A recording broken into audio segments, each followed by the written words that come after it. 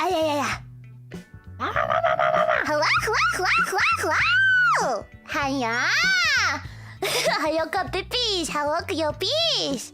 How's everyone doing? Okay, the BGM works fine. Is the volume of our voices okay? Chat, how's the volume? How's the volume? Is everything okay? We did the checks, but just in case. Nothing worse on the technical issues midstream. Yeah, everything good?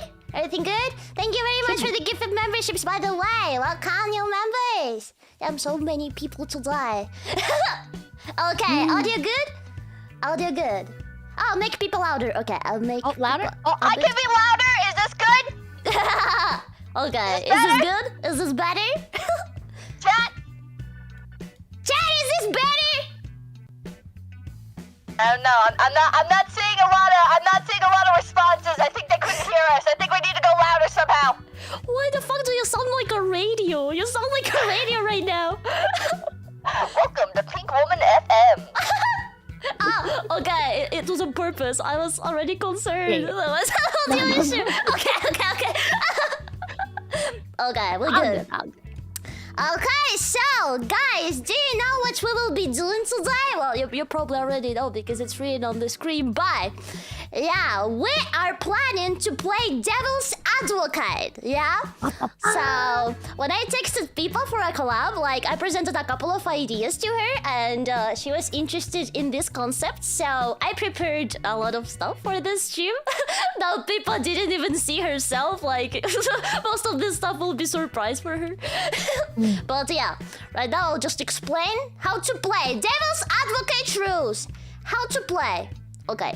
Players, the pink women, take turns being chosen as the devil. The player who last ate spicy food starts. People, when did you last ate spicy food? Yesterday I had some pizza with peppers on it. Does that count? Peppers?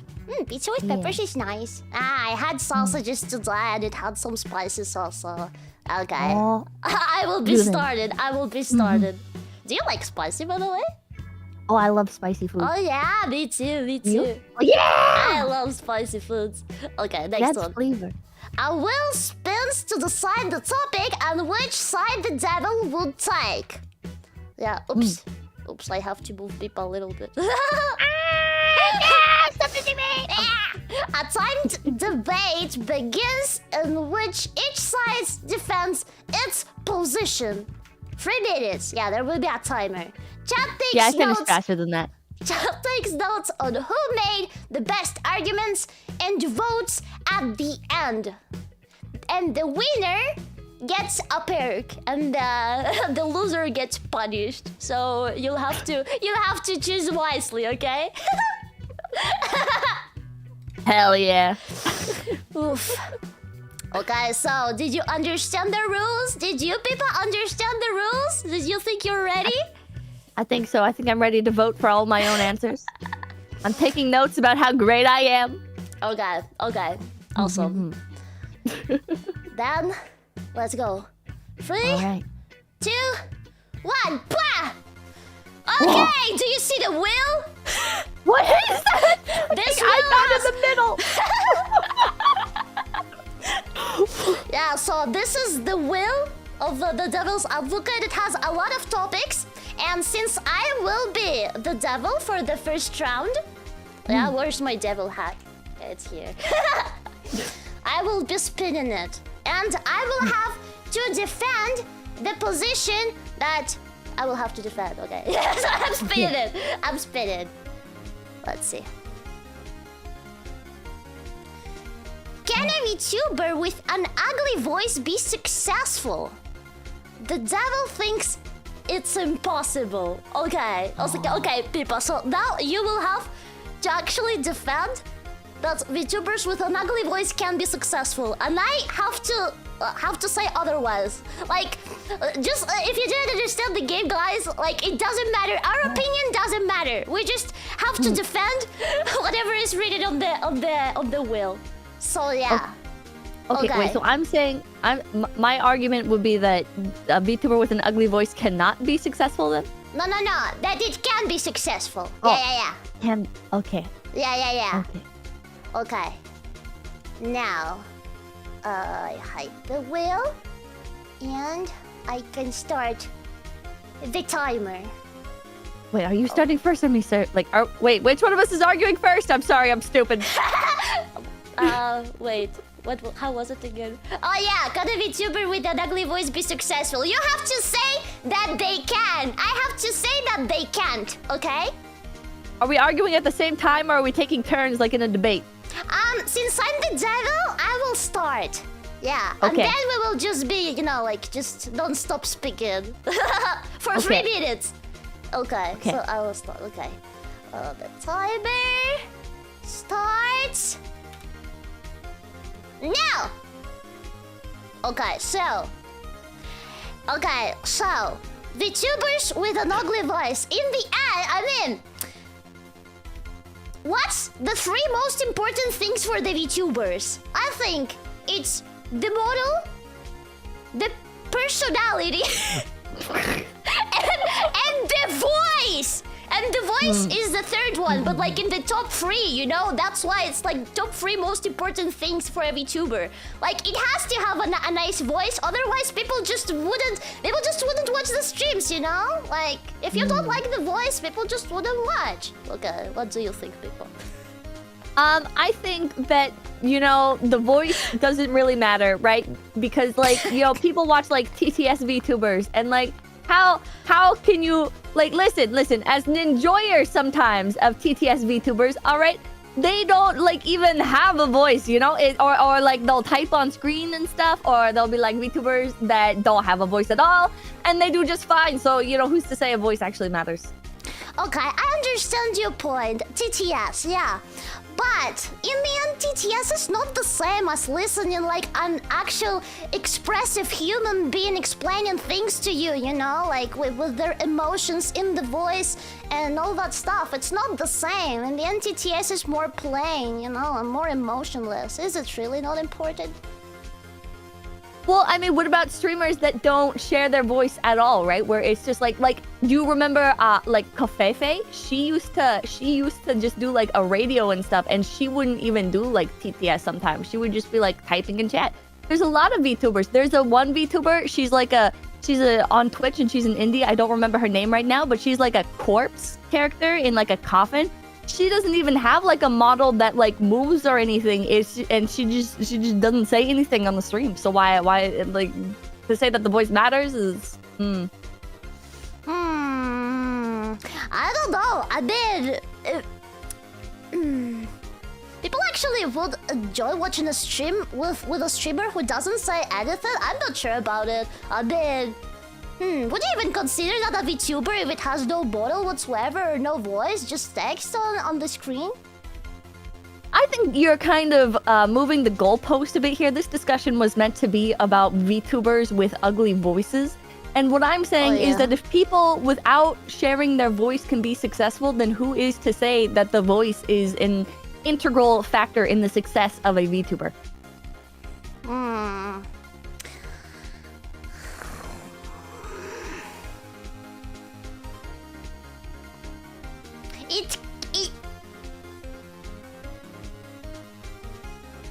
I rest my case, Your Honor. Okay, it's finished. Beep, beep, beep. Beep, beep, beep. Okay, timer ended. So, take notes. Take notes of who you think is winning so far. Yeah. And we are gonna spin the wheel for the next topic. Now it will be Pipa's turn to be the devil. So, put on your devil hat, Pipa. Okay. And hold on. I shoved it in my bag, and I've got a lot of pens and stuff and papers, and there's a lot of stuff in my bag right now. Hold on, I'm shifting through. Same. I understand you. There we go. Looks so nice on you. Thank you. You have quite beautiful dapper. eyes. You have two beautiful pairs of eyes. Oh yeah. Okay, I'm spinning. Let's go. Okay, should VTubers retain their IP? The devil thinks not. Okay, so you'll have to argue for that, and you will start. Are you ready? Are you ready to start? So to be clear, I'm arguing VTubers should not retain their IP. Exactly. Yeah, exactly. Okay. All right, I'm ready. Okay. Let's start. Okay, the reason why VTubers should not be able to retain their IP after joining corporations is because in order to join a corporation, the corporation needs some sort of grounded investment in your identity, right? Like they need to have something that they are in ownership of in order to be able to safely continue investing in your future career. So what you're doing when you give them your IP, or is ideally you should be selling your IP to them, so that way they are not just like investing into you and then you can just leave without buying it back. You know, it's like collateral. I understand your point, but don't you think it's a waste that when a talent is no longer working like for a company, that the model and all the assets, they just like go to trash, you know? Isn't that a waste? It is sad and it is a little bit of a waste. However, the alternative is people joining agencies and then immediately leaving with their brand identity. You know, they're having this corporation invest into advertisements for them, purchase the model for them. What reason would you have to become an indie? Why not just join a company, get your model, and then leave, right? I don't think it will be exactly like that. Because when you join a corporation, you normally sign a contract, right? And you can't just break that contract, so you would have to wait until it expires to actually do something to leave the company, you know? That is possible. However, it is very difficult for a lot of companies to enforce their contract in any meaningful manner. It is very easy for people to break the rules of their company, leave, and not have any real legal repercussion. Do you really think so? I don't know. But don't you like feel bad for the artists and the riggers? I'm emotionally manipulating right now. the mamas and papas of the models, and they just go to waste. Isn't it a shame? I think the fair thing to do for that VTuber that left the company and did not get to keep their IP would to be then returning business to that original artist, you know, invest back into their art mama, and then it's not as much of a waste, you know, creating more business. That makes sense, but then the mama will be able to use the model, but then it will be a whole different person. It's like just switching the voicer of a model. Isn't that bad? I wouldn't say it's bad. I would say just because something is different does not mean it's bad. And at the end of the day, the artist just made more money than they would have otherwise. Okay. Well, the timer's off. Okay. why is the chat dead on my screen? Okay, never mind. You look great. Oops, the timer. Okay, write down what you think who's winning so far. And we're going to the next one. Wait, I think I did something weird. Okay, I'll fix it. Okay, I'm spinning the wheel. You can take off your devil hat now. You can give it to me. Oh, here we go. Thank you. Okay, and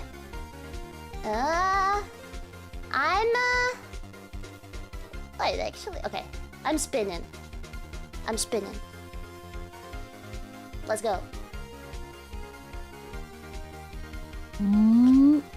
Okay, streaming schedules, necessary or not? The devil thinks not. Okay. Okay. I'll start the timer. And let's go. Okay, so what do you even need a streaming schedule for? Or wait, the fuck am I? Okay, why do you even need a streaming schedule for? Like, people will see when you stream regardless of your schedule. Like, they will just get notified about it, probably because YouTube works well and stuff. Yeah, it notifies people and stuff.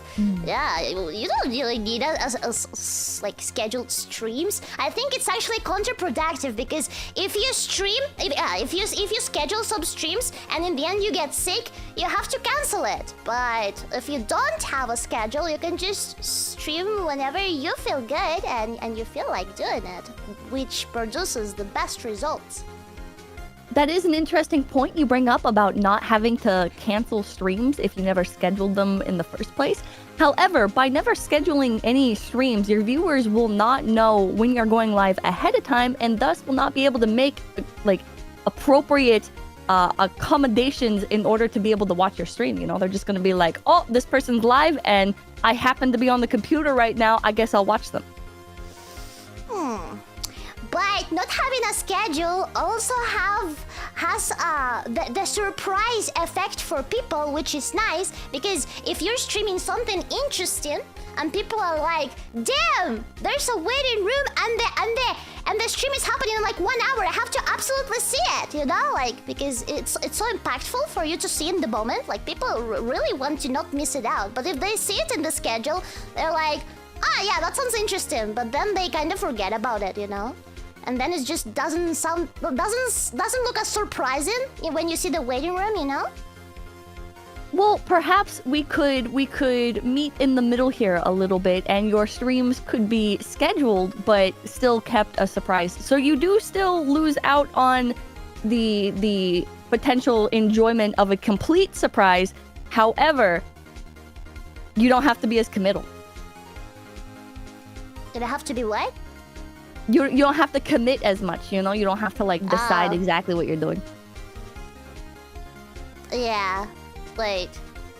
Weren't you against the streaming schedules? I'm confused. I was the one against. No, I mean, yeah. I mean, the streaming schedules are mid. You know, L+ ratio.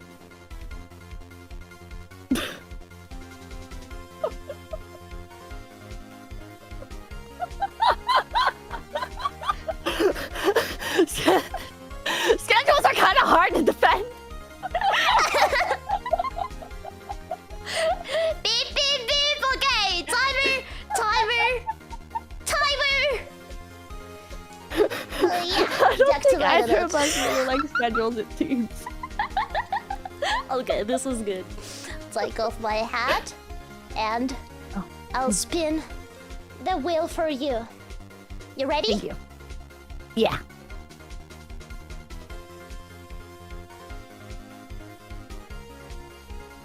$2D model versus 3D model, and the devil hates 2D. Okay, you understood? You ready? Yeah. Okay. Start! Okay, the reason why 3D models are superior to 2D models is because as an initial financial investment into the VTuber sphere, 3D models are actually cheaper because of the software Vroid that allows you to create a fully customized VTuber model with minimal art experience and use it with equally free software such as VCFace or Worldo.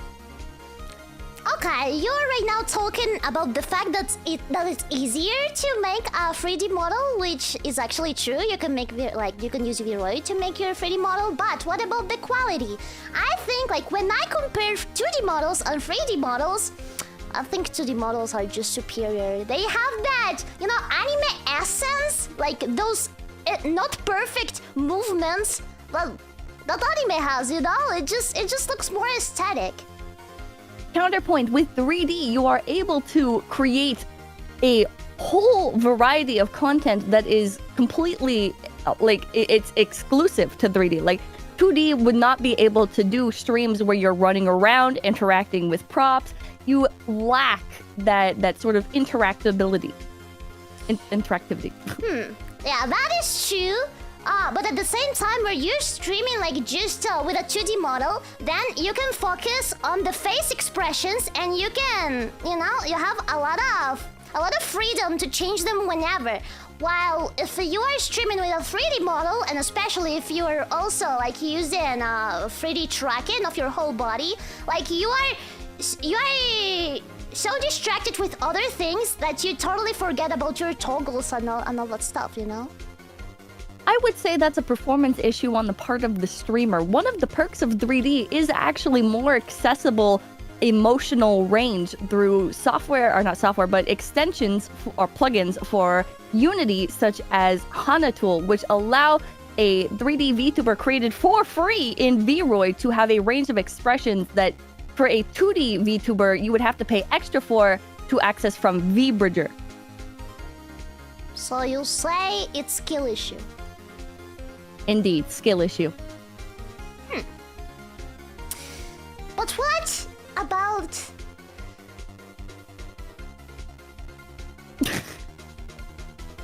Fuck.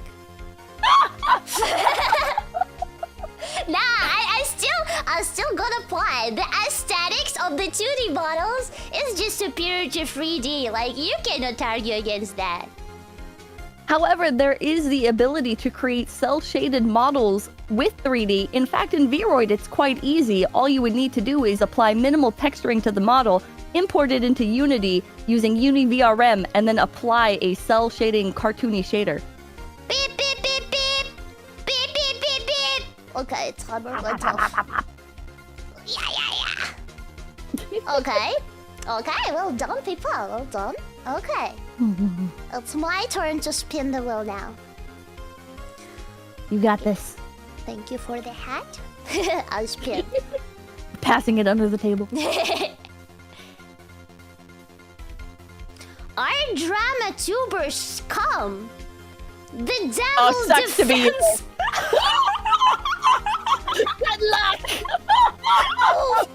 The devil defends drama tubers. Okay, okay. I can do this. Okay. I'll start the timer. Okay. I think that VTubers benefit from drama as a whole, you know? I actually knew, like, I get to know a lot of VTubers because of the drama videos. And, even, you know, even if people say, like, drama can be bad for the content creator, like, in the end, negative advertising is also advertising, you know?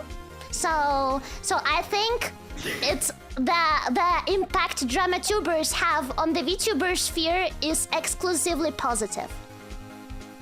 I would say exclusively positive is a bit of a stretch. I would say that some drama tubers, such as False ID, do provide that primarily like news source angle that allows you to learn of new VTubers in a more neutral context relative to the drama that they're in.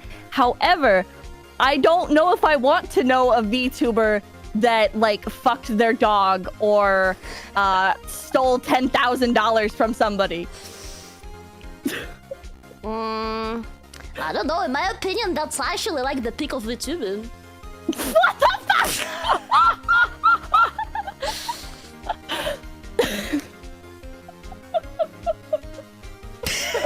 This is hard. This is a hard topic. Nah, Okay. I think drama tubers are just another type of content creators that are in the VTubing sphere that we should respect. You know, they're just another kind of content creation. That's fine.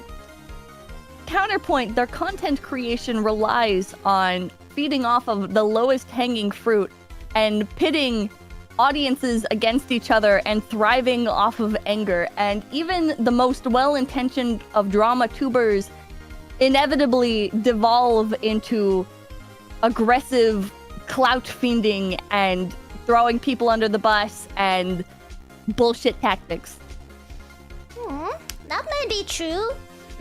But still, all that stuff, like, just because they talk about dead people, And even though they talk about those VTubers negatively, it's the same as I've said before. It's advertising. It doesn't matter that it's negative, because maybe like one person can have like one opinion about the VTuber after watching those videos, you know, the drama tuber stuff.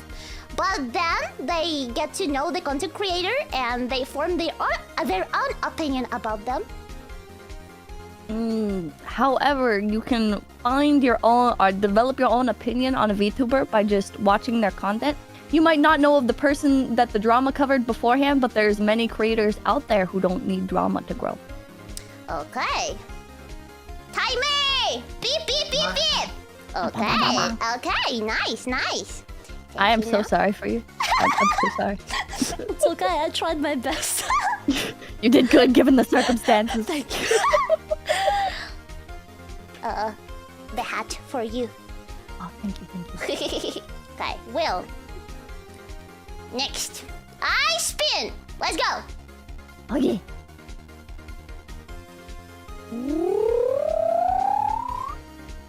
Are Japanese and Western VTubing different? The devil thinks so.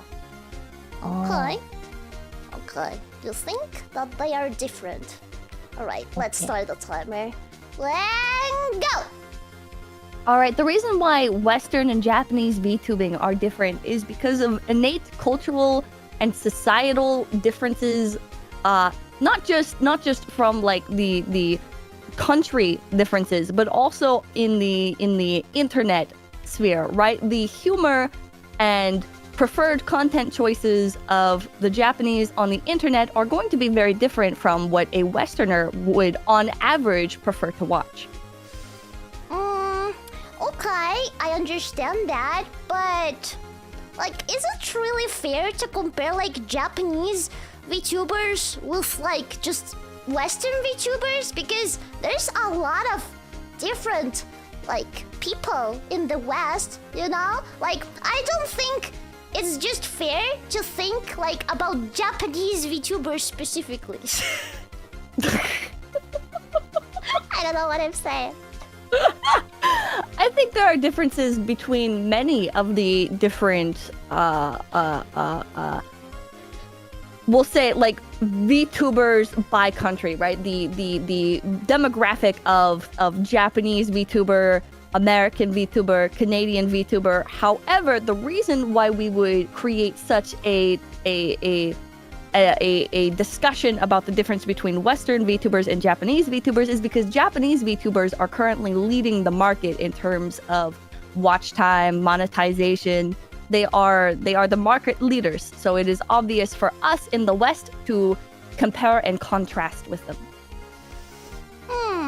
Is it really that way? For example, we all know that the most popular VTuber is Garguda, and even though she works for Hololive, which is a Japanese company, she is a Western VTuber. So what data are you using to say that Gagura is the most popular VTuber?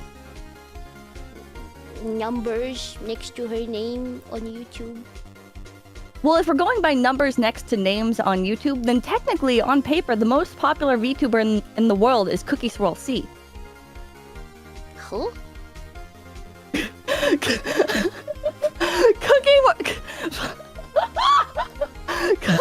Swirl Z is a toy channel, kids content creator turned VTuber. She actually shares a model artist with Lami from Hololive. What? It's a VTuber for YouTube Kids? Yep, that's correct. What? That exists? Yeah. Huh. I'm impacted. No, I want to see that. She has like 10 million subs. Oh my god. Why do YouTube Kids content creator have so many views and subs? It's fucking crazy. They do. It's because kids like just keep making accounts and stuff, and they just subscribe to everything. Damn, I'll check out that VTuber later. You're gonna be curious. Okay. I spin the wheel. Okay.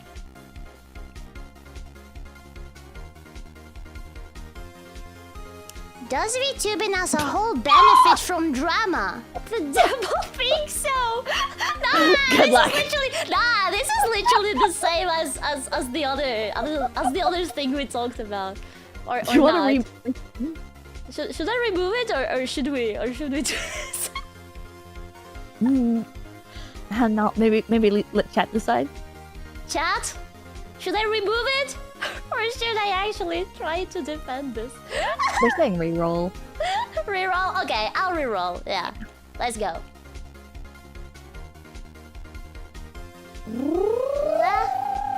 Okay, should a VTuber avoid breaking immersion? The devil really cares about the immersion. Okay, understood. This one's personal to you. Okay. Start. Okay, so, I mean, VTubers, the VTuber personas, as we know them, as the VTuber community knows the VTubers, yeah, the immersion is very important. They all like have their established lore, you know, and people recognize them as what they see on the screen and how they present themselves.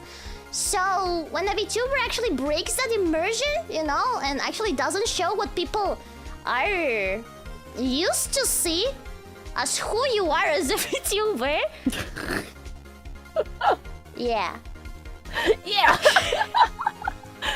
I think that the immersion between a VTuber and their real identity can, if anything, be one cohesive unit. There is nothing to say that the flesh of its creator cannot be like a 4D type model, right? You can integrate it in very tasteful ways. You can cosplay your VTuber design. You can create content that is just not physically possible to create within the realm of a regular 2D or 3D space. Can it be tasteful though? Isn't it like 2D rules and 3D women are whores?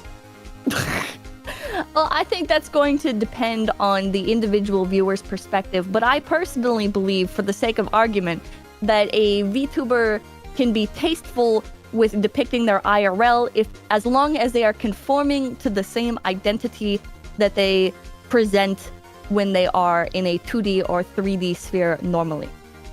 But in the end, it's not the same. Even if you compare like an hyper realistic 3D model with an actual human, you can still like tell the differences. It's just when you see a human like in flesh, like can you really like still call them a VTuber because they're not virtual, you know?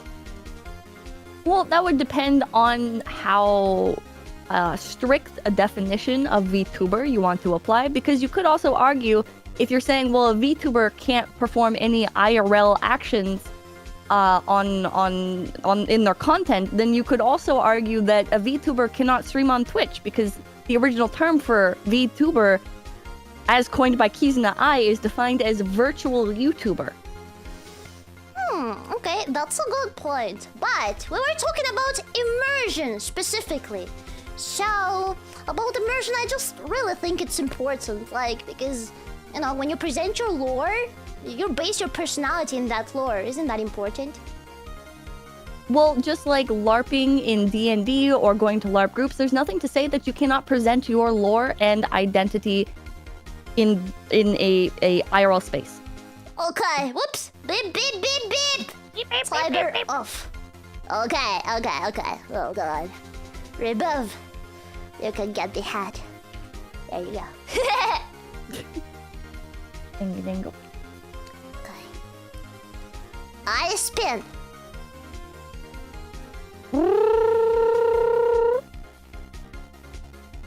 Is VTuber lore relevant for success? The devil is on the Junie side. You will have to defend the lore. Lore is important. Oops, the timer. Okay, let's start. VTuber lore is important because for a VTuber to catch the eye of passerbys or people who would only normally click their channel once for their debut are able to relate to their viewers in a more artistic medium rather than slapping their viewers directly in the face with, I enjoy this, or I am this kind of person. I mean, yeah, I guess you can present yourself like in the debut with some lore, but like it really only matters in the first stream. Like most VTubers don't even remember what they said in their first debut like stream, you know, regarding their lore, because it's just not important. People don't remember it later. You can say that. However, going back to an earlier example, Gaogura, people do remember that in her debut, she said she was from Atlantis. And when they watch her play games such as Minecraft, they're eager to see her recreate Atlantis. They're eager to see her interact with her trident, which is part of her lore. Okay, yeah, that's true. But still, it's just very, very small things. It's just, I see VTubers that they normally present like themselves, they introduce themselves with the lore, and most of them don't really play along. Maybe like they do remember like one detail or two details from their lore, and they like, you know, just bring it up for some jokes, just like the example you said, but like nothing more than that. So is it really that important? Well, perhaps their initial lore doesn't come back up of having been born in a small village in Japan or whatever. However, you can argue that many of the elements that are picked up through streams that are mimetic, such as a VTuber hating a particular fruit, right? Like say a VTuber hates the hell out of peaches, that then you can argue is part of their lore now. But isn't that just like part of the likes and dislikes? Can that count as lore? Who's to say that doesn't count as lore? If it is part of the VTuber's identity, if it's part of their story, that would depend entirely on how you define lore. So, can a flesh tuber also have lore, but like just memories from the past? Can that count as your lore? I don't see why not. When we look at somebody's biography on Wikipedia and we see that they served in Vietnam, we could say that that is part of their lore, right? Because when we look at a VTuber and a VTuber says that they served in a war, we are applying these two concepts similarly.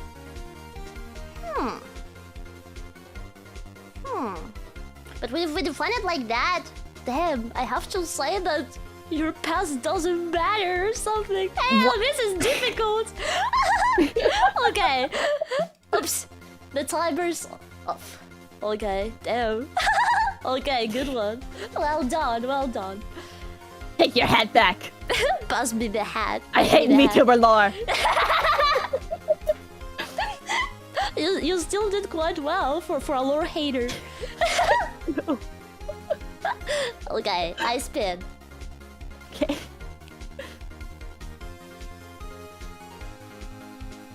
YouTube versus Twitch. The devil sides with Twitch. Oh, good luck. Oof. Okay. We're both YouTube streamers. Yep. Okay, start. Okay, so the advantage, a big advantage Twitch has over YouTube is that you can interact with your favorite streamer in so many different ways that YouTube just doesn't allow you to, you know? Like for example, the channel points, like exchanging them for sounds in the stream and stuff. I mean, that's a Twitch thing. You don't really see it on YouTube. Maybe you can like kind of set it up for YouTube, but it's very difficult to do. Twitch is just easier for that type of content creation. It is easier to do viewer integration methods on Twitch. However, on YouTube, you do not have to have such a reliance on these like sound effects, TTS, in order to build your content.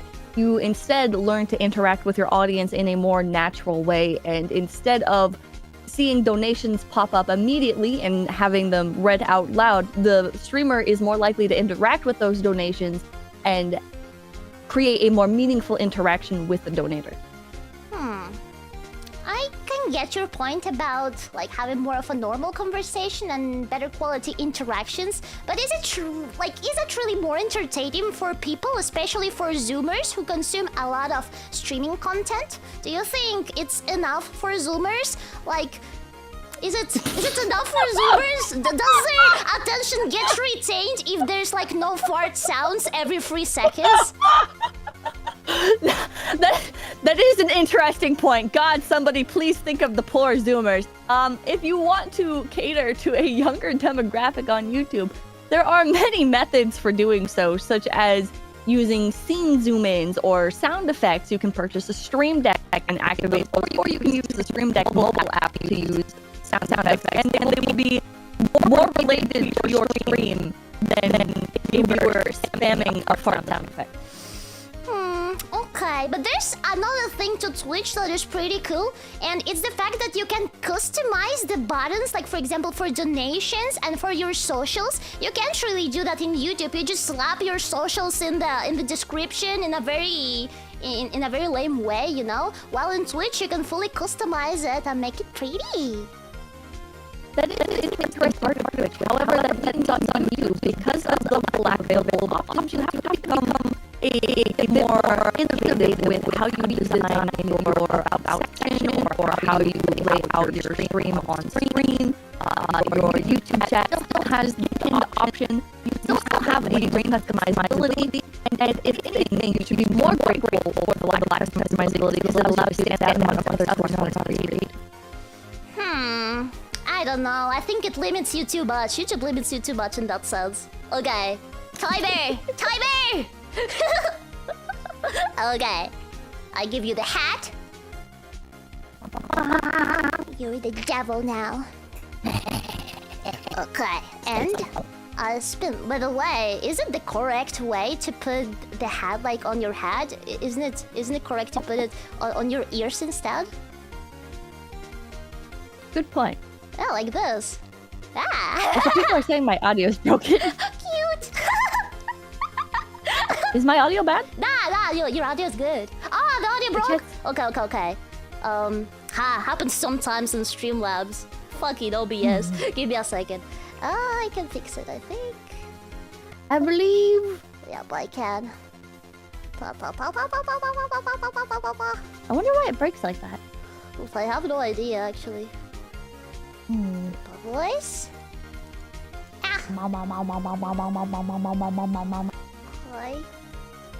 Okay. Is it fixed? Is it fixed? Is it fixed? Did I fix her? Did I fix her? Okay, nice. I fixed her, guys. Okay.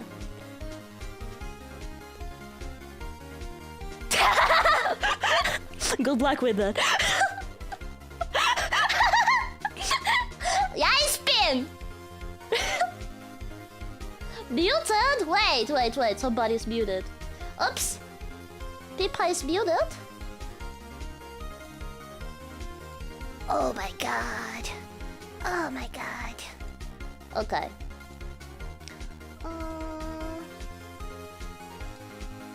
Okay, give me a second, I'll fix it.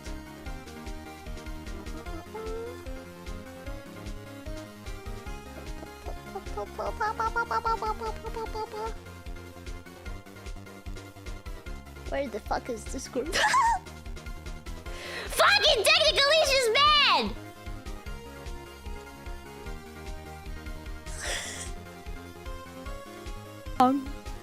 Can you speak? Can you speak?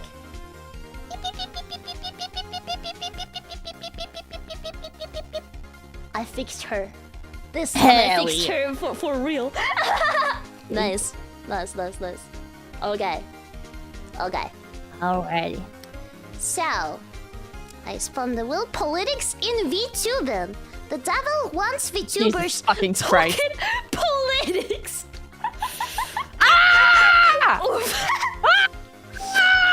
Do your best. Okay, timer on. Let's go. I think the reason why VTubers should get involved with politics is because it's really important to spread the messages of today's society. Injustices, wars, things that are affecting real people, things that are real issues. I think VTubers need to take a stand and use their platform for good. I think there's a lot of people who can already cover that kind of stuff, like online. Other kind of content creators, shouldn't we just leave the content, like, the VTubers alone? Because, you know, we're just cute girls doing cute things. Well, there are people dying out there. Are you, by doing cute things, going to ignore the fact that people out there need real help, that there is real change that you can make with your platform? Do you want people to die? People are dying, Kyoreconnoisseur! They're fucking dying! You can stop them! You can stop them from dying! Donate to my Father died! I didn't kill him! Donate to my friends! GoFundMe! I pasted it 10 times in the replies of this tweet! I don't even understand what she's talking about. So yeah, people are dying. Use your platform for good. Oops, I'm still playing. I mean... Oof, this is a sensitive topic, but VTubers are also helping people in that way, you know? Like, didn't you see, like, some viewers, like, literally have their hands, like, have their souls in their Oshi hands, you know? Like, we make our viewers smile, and that's just as important and helps the planet just as much as that, you know? On a serious note, why should VTubers have to censor themselves? If they believe something in particular, are they supposed to just keep that from them, keep that to themselves? It seems like a case of self-censorship. It is self-censorship, yes, but I think it can be important, especially if you're a corporation VTuber. I guess you could say that. However, by self-censoring, are you being your authentic self on stream? If there's something that you truly believe, why would you be afraid to say it? Because it's very controversial, and that means a lot of people who potentially could be your fans, they might not watch you anymore just because of politics. So you're prioritizing your success over your morals? Yes. Beep, timer off! Beep! This fucking hat off of me, Jesus Christ. Okay, the hat is mine now. Okay, remove and spin! Let's go. Tiki. Vertical streaming? The devil loves vertical streaming. Okay. Okay. I actually do Timer? like it. Ah, yeah? Yeah. Okay, well, no, you don't. This time you don't. Yeah, I don't Today like it. you I hate don't. vertical streaming now. Okay. I start. Okay, so vertical streaming, I love vertical streaming because when you stream for YouTube Shorts, you can engage with new audience, specifically Zoomers, as I said before. Like last time, my last vertical stream, my first and last vertical stream was Subway Surfers, and I got a lot of new people in my chat saying a lot of different things to me. Like most people were just calling me a noob and saying like just in the chat, but regardless, you know, it's good for views. But have you considered the quality of those viewers? Sure, you're getting a new audience coming to your content, but are they contributing to a healthy, enjoyable chat culture for everybody? The thing is, I do think they contribute specifically for me, because, like, I remember that last time, yeah, when I streamed Subway Surfers, there was somebody in chat, I guess it was a child, and they were like, if you say la la la la la la on stream, I will subscribe. And when I saw that, I said it, and then that person subscribed, and that's like your channel grows, you know. One subscriber is one person. It's important. Every number counts. But that also means that you're relying on instant gratification at the detriment of your channel, right? So you're getting those immediate subscribers, right? And you're acting how those chatters want you to act on stream, but in the future, if they come back to your stream, which they most likely won't because they're from the shorts algorithm and don't have the attention span to actively seek you out, are they going to then leave chat immediately when you do not conform to their demands? I mean, I think most of those new people, like maybe 90%, will actually do as you say. They will probably leave and not be interested in your content. But what about the other 10%? Like, in the end, it's people, you know? It doesn't matter if it's like a lot of people or not. In the end, it's exposure to new people, and some of them do stay. Well, all people are not good people, all right? You're getting those new viewers, but they are ruining your chat culture. You are doing a stream that ultimately most likely could have been done in a more enjoyable way had it been in a regular horizontal format that didn't have to cramp every element of the stream into a smaller space that most streams are not designed to accommodate. Are you saying not all people are valid to be in a community? Like that sounds pretty discriminating to me. They have their own communities they can go to generally. Shorts viewers can go enjoy eating Fruit Loops. I don't I ran out of time. Timer! The Fruit Loops community approves this. I was thinking of like those channels where they like pour Fruit Loops into a toilet and then add like Kool-Aid mix and shit like that, you know? Fruit Loops with Kool-Aid? Is that good? Wait, they pour it in the milk? It's just like rage bait content. Like they make it just so you get mad at it. Oh yeah, I get it. But is it could still be good though. I don't think that would be good. I think that would be disgusting. Yeah, you think so? Why don't you try it? Though? You try it. I don't know. Okay, I will try it. Okay, I'll take my hat off. And I spin. Alright.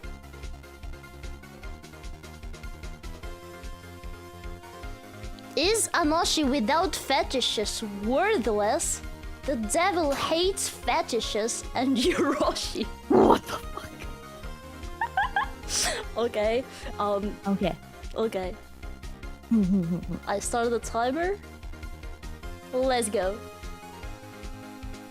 Fetish content is the lowest common denominator type audience. All right, you are building your brand on the identity of gooning, and if you do not bring something to the table other than fetish content, your viewers are ultimately going to leave you for some other whore.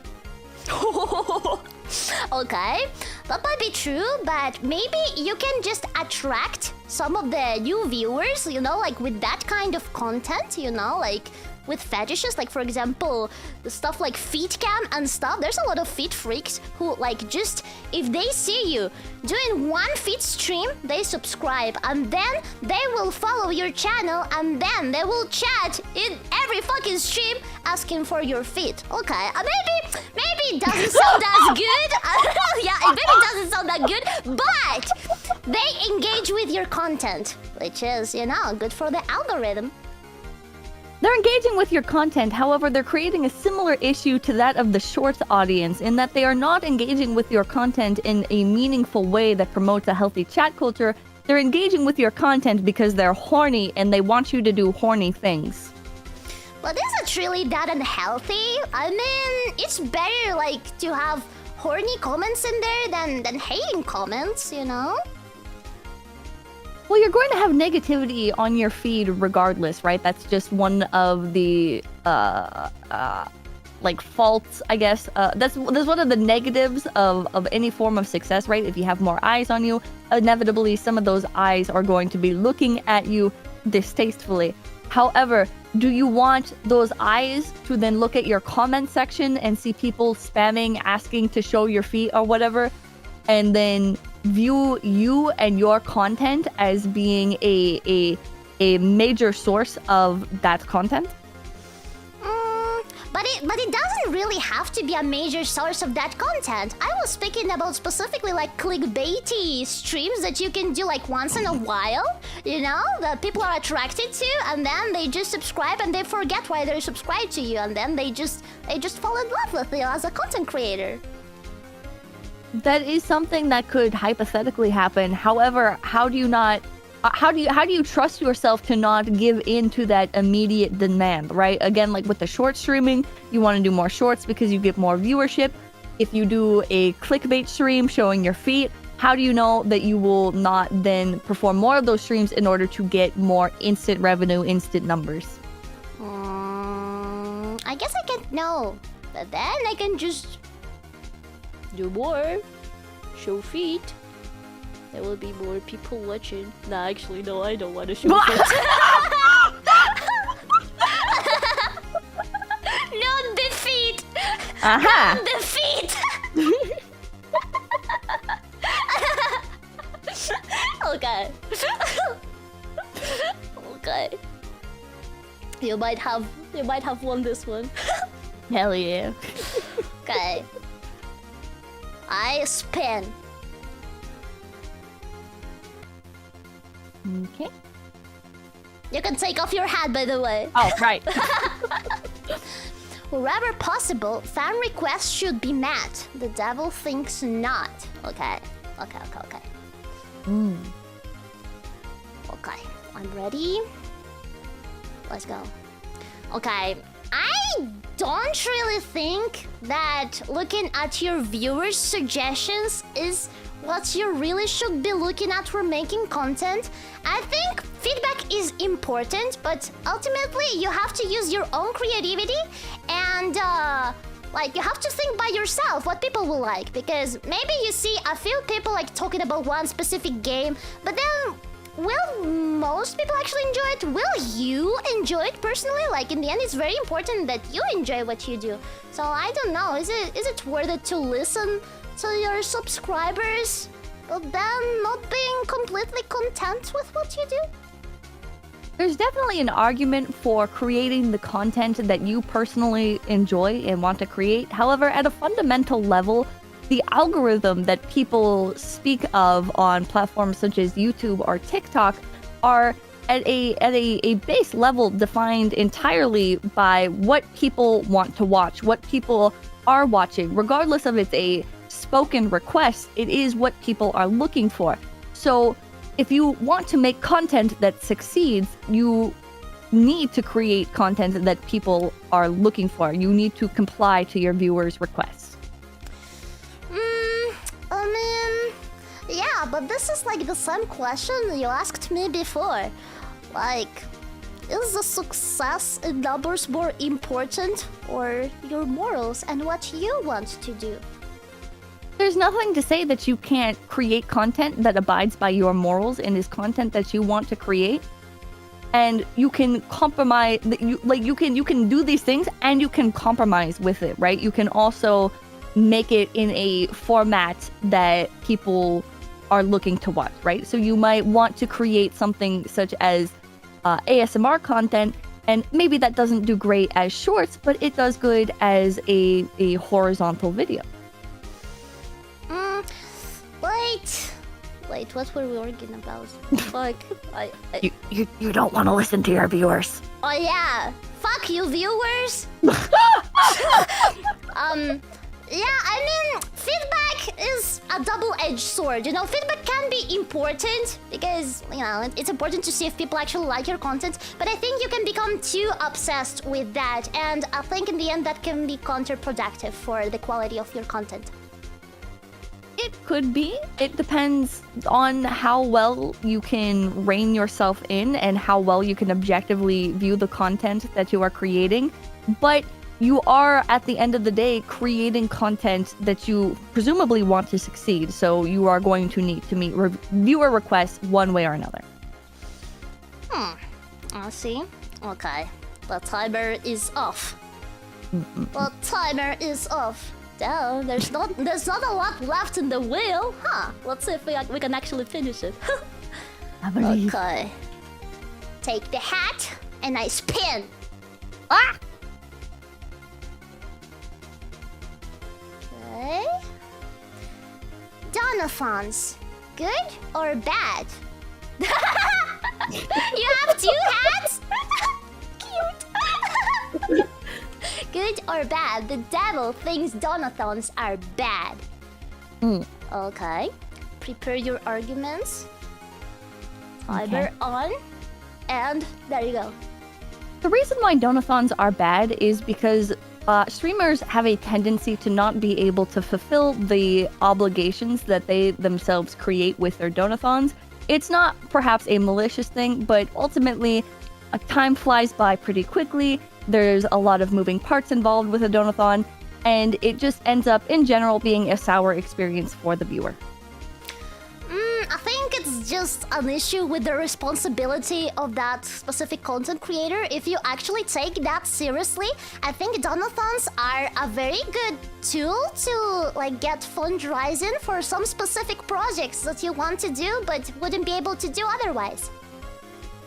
You would be able to do these other projects if you balanced your budget accordingly, or perhaps only fundraised for that specific a project that you want to do. Say you want to do a concert, right? And it's too expensive to do without some sort of fundraising.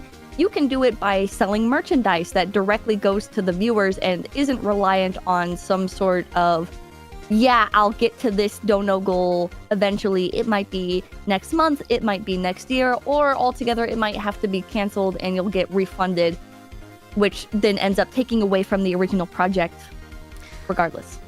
But stuff as merchandising, like, do you really earn enough from merch? Isn't it like a very small percentage in most of the cases? I don't think you can really raise a lot of funds from merch. If you cannot fund your project through any method other than immediate donations, then I would say it's probably a project that you shouldn't be doing. You should scale that back because it is going beyond the scope of your content. But why do you think so? If you can actually fund the project, even if it's very expensive, but your fans help you with that, there shouldn't be an issue if you're actually responsible with the project and, you know, you work on it. If you have enough fans to buy merchandise to fund the project or to just donate directly with no expectation of a return on their donation, then... Wait, fuck, what did I say? If you have enough fans to do that, then you should be able to meet that project without performing a donathon.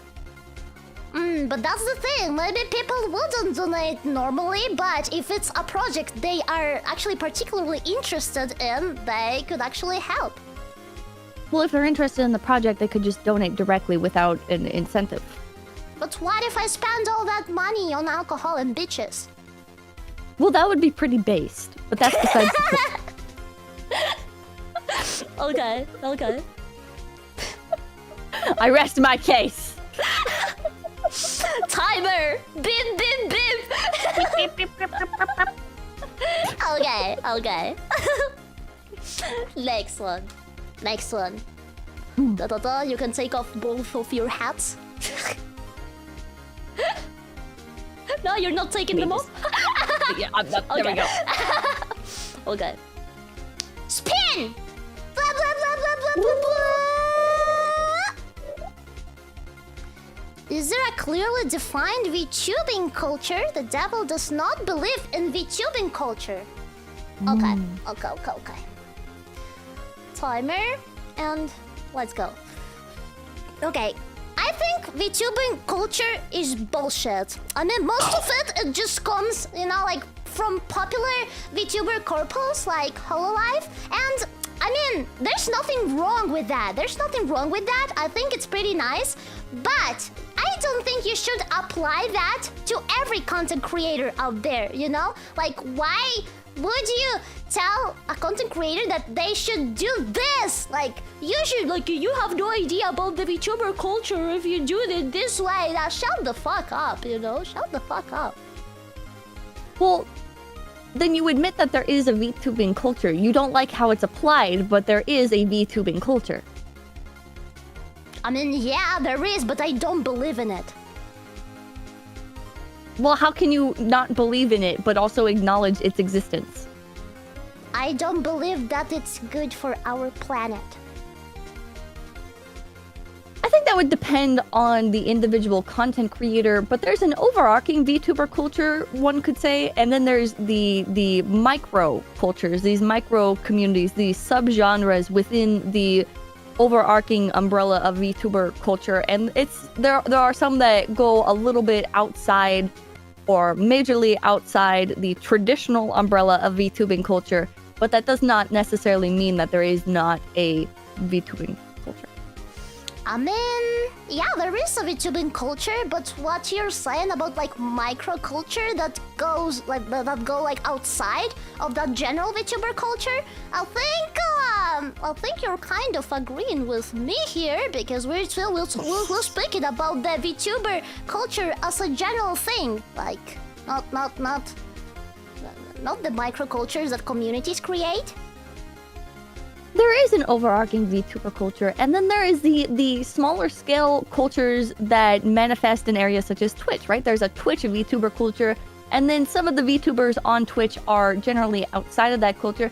It doesn't necessarily mean that it's bad. It might not be ideal for every creator. However, those creators are also free to define themselves in their own way and build their own identity separate of the VTubing culture and establish their own space. Yeah, I agree with that. But then, like, do you think that the VTuber culture is good for our community? I think in general it's good to have an initial label that people can easily digest. When people look at the VTuber sphere and they see certain ongoing gimmicks, it might not apply to every VTuber, right? But it does give the average person just getting into VTubers a better sense of what the average VTubing experience will be like. Okay. Beep, beep, beep, beep. Beep, beep, beep, Nice. Okay, oops.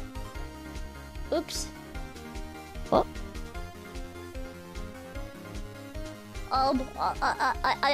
I hear a donation, but I don't think if people hear it as well. I thought I muted everything. Did you hear the donation, guys?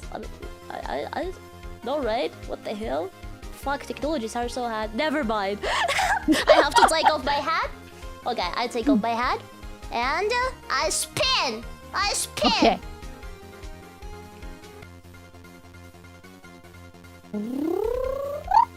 Are VTubers different from regular streamers? The devil thinks not. But VTubers are not different. Okay. Timer and go! There is no real difference between a VTuber and a regular streamer. At the end of the day, we are personas, be it either 2D, 3D, or Flesh, that are creating content on streaming platforms. I mean, it's true that both VTubers and average streamers are just streamers, yeah.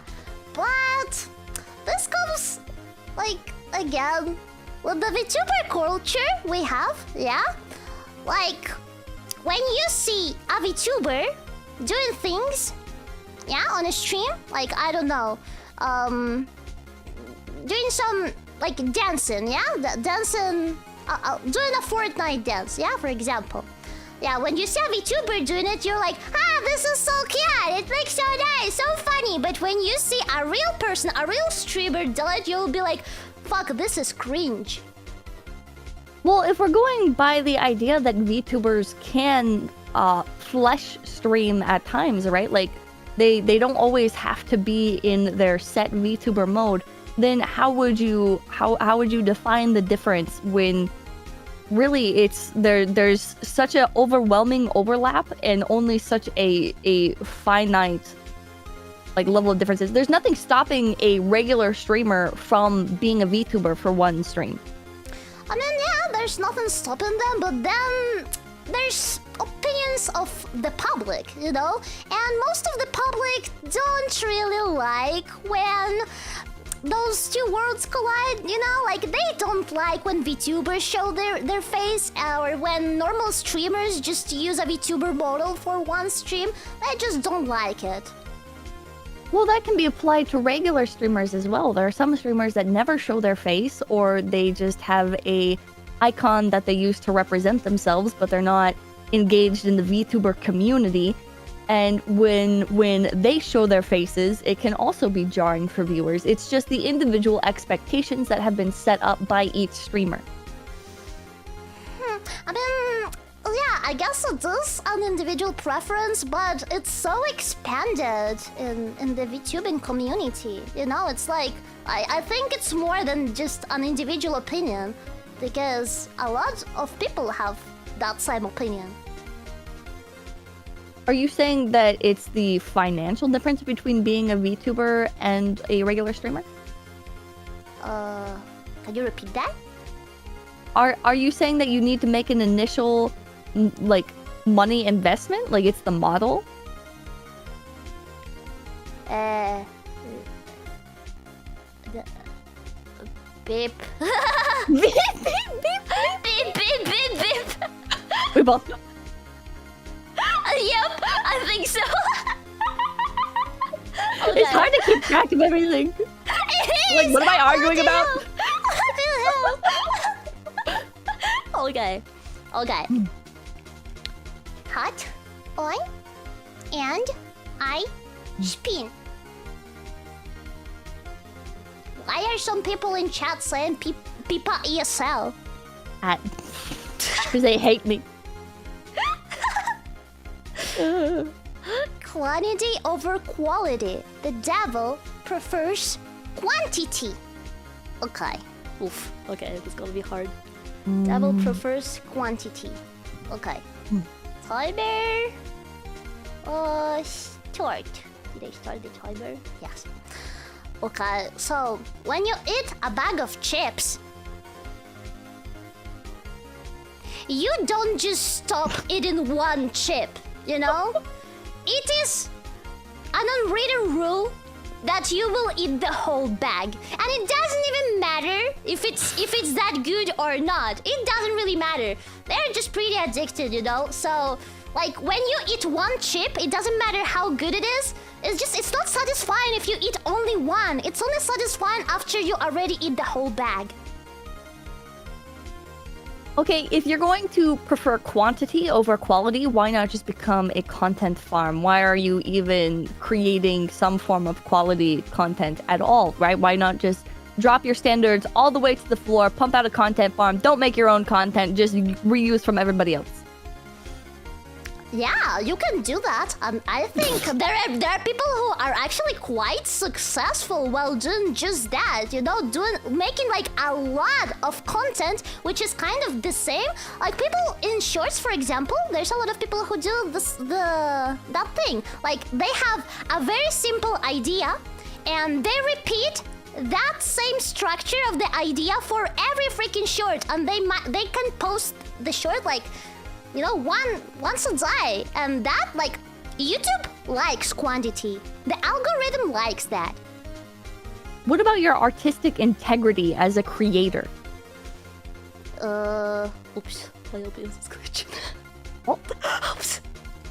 Ah! My artistic integrity. I mean, my artistic integrity also can promote quantity. Because, like, okay, you can make an artwork that you are, like, super proud of. Yeah, you can make an artwork you're super proud of. But is it really, like, is it really worthy if you make that illustration in, for example, 10 years? Then, if you do small illustrations every one day, you know? You know? Who knows? Maybe we won't even exist in 10 years. So is really the quality worth it? I mean, there are merits to creating a large amount of content for the sake of honing your skills, right? Like practicing. Initially, maybe it would be better for you to do a bunch of lower quality posts in order to build up your foundational skills, right? You don't want to spend too much time on one piece because you want to learn the intricacies of the art form you're interacting with before investing a high amount of time into one high quality piece. However, when you are creating for other people, when you are setting out to create for other people, would it not be best to prefer quality to make sure you are delivering a quality product and not just something cheap and mass manufactured? Damn, that's deep. The timer doesn't go off because it was on set. My OBS is dying a bit. I'm sorry. So, no, it's okay. Let's spin the wheel one last time. Okay. I'll give you the hat. Thank you. And I spin. You ready? I'm ready. Damn, that hat is huge. You're hiding a big brain there, huh? Yeah. Oh yeah. This is like my straw hat. I'm out to the field. Okay. Does color have a surprisingly big impact on a VTuber? The devil thinks not, but loves pink. Okay, you think it's not impactful. Okay, so timer on and start! I don't think color particularly matters for a VTuber design as much as perhaps the individual elements that make up that design, right? So you might say that, oh, well, a VTuber that's blue is going to appeal to more people because blue is statistically just the most popular color in the world. But if the individual elements of the VTuber do not form a more cohesive picture, then you might you might be like, okay, well, it doesn't matter what the main color of the VTuber is because the elements that make up that VTuber, which are more important, do not create something. There we go. There's the timer. Interesting. Okay. Yeah, I mean, I do think the other elements are very important, but above the colors, I do actually think it's very important for you, like before debuting or whatever, like you have to really decide on the color because if you are blue, you will be called the Gouda Killer. Do you really want that? Oops. My OBS is glitching so bad. I'm sorry. Yeah.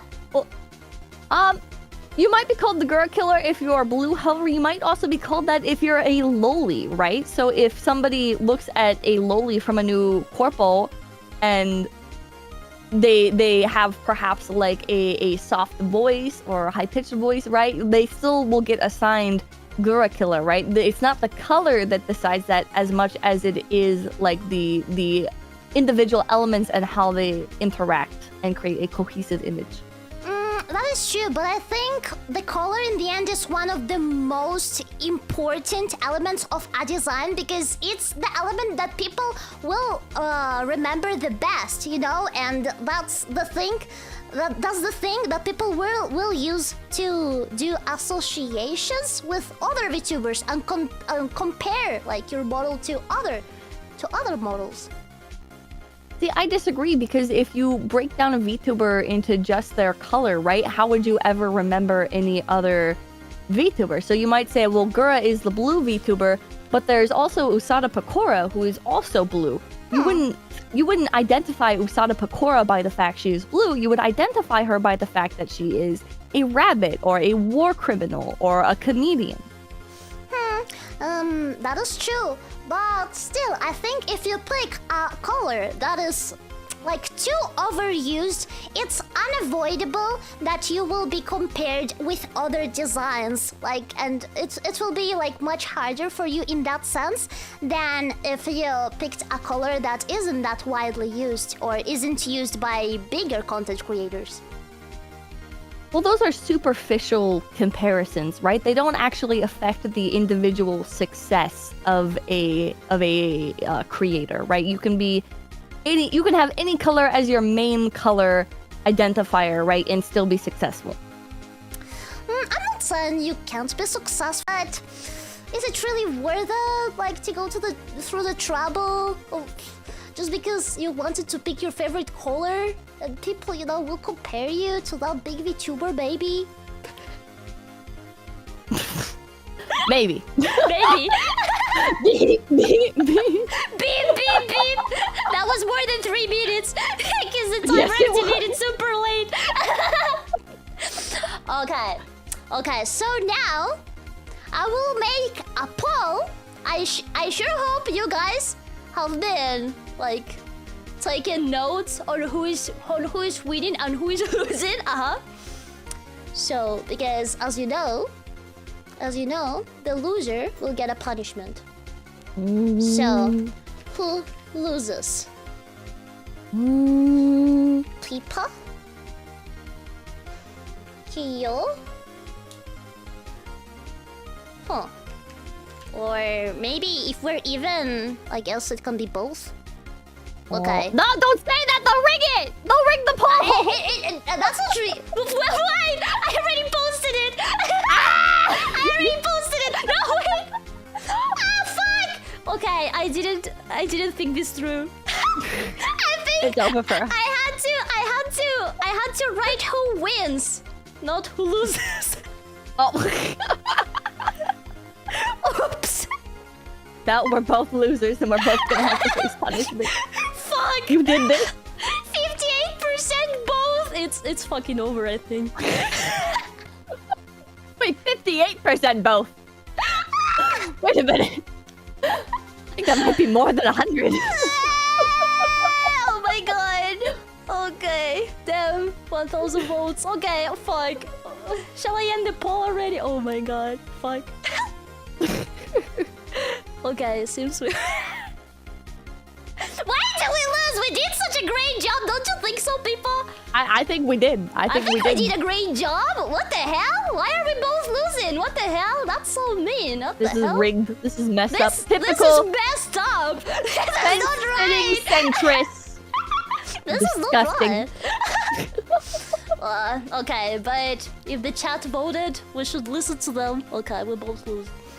And fuck, I hear another donation. Why do I know it? Why am I the only one who hears it?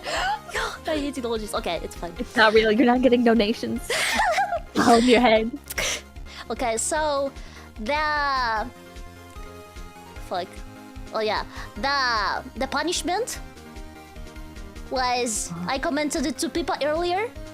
The punishment was like if I win, I tweet something from her Twitter, like whatever, and if she wins, she tweets whatever from my Twitter.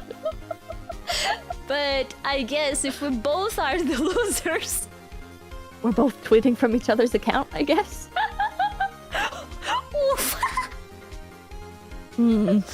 So should we do that right now, or should we do it like when people actually don't expect it?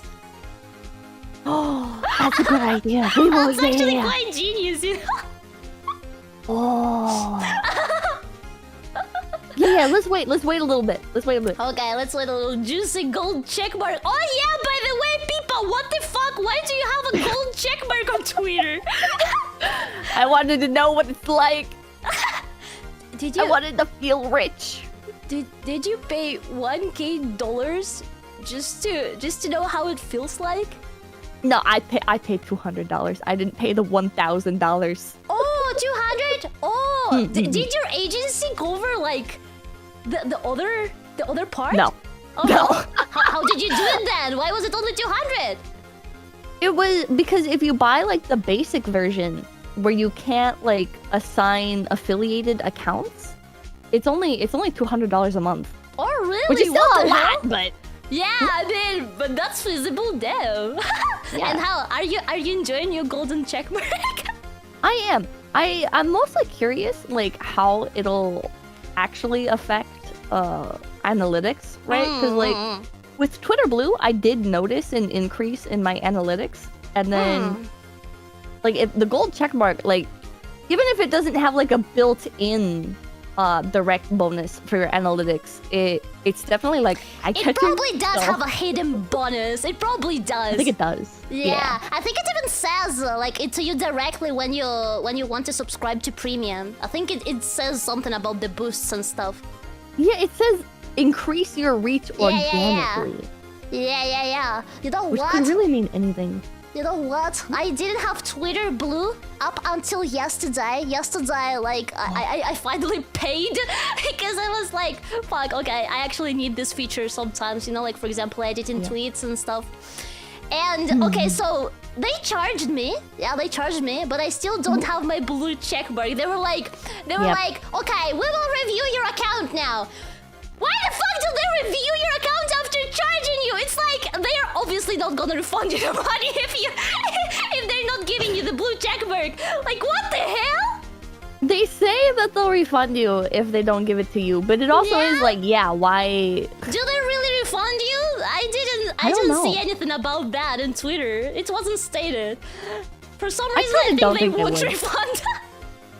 Yeah, they do. I think they just rip you off. I don't think they care. Who are you going to complain to? Twitter?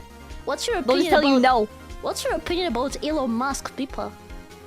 I'm kind of torn. I can't tell if he's like actually like he doesn't give a fuck and he's a master engagement baiter and troll, or if he is a extremely out of touch, how do you do fellow children type, you know? Yeah, I totally get it. Like, I ask you because you specifically, I saw that in your channel, you have a stream where you were researching Elon Musk. Yeah. Did you discover a lot of new info? Anything to share with the class? There's a Chinese Elon Musk. What? Yi Long Mao. What? He is incredibly based. What? Is it real? Is this real, Elon chat? Elon Ma? Elon Ma. Yeah, you gotta watch him. Elon. And does he have like a Chinese Twitter or something? I don't know where you can find him at. He has some uploads on YouTube, but I don't know if it's the real him. What the fuck? He looks exactly like him. What the hell? What the fuck? I'm gonna put it on screen. 1 second. Elon Ma. Is this real? Okay, no, I can't. WebP extension. I hate that shit. Oh yeah, okay. Oh yeah, have you seen that one Twitter poster that goes around on people's tweets and he's like, here's what you would look like if you were black or Chinese? Yep, I've seen that. There we go. We're 1 out of 2. That's literally Elon Musk if he was Chinese. We're just waiting on black Elon Musk now. Oh yeah, like, okay. If you find him, I actually want to see it. I'm looking forward to it. Me too. There's gotta be one out there. Okay, Pippa, thank you very much for coming and collabing with me. It was a very, very, very fun time. Thank you! I had a lot of fun! I'm very glad to hear that. So thank you as well, chat, for coming and enjoying our thingy. And let's finish here, yeah? Alrighty. Thank you. So, copy paste, bye, bye.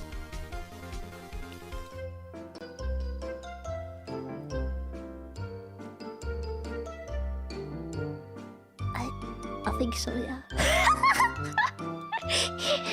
Oops. Okay. Muting.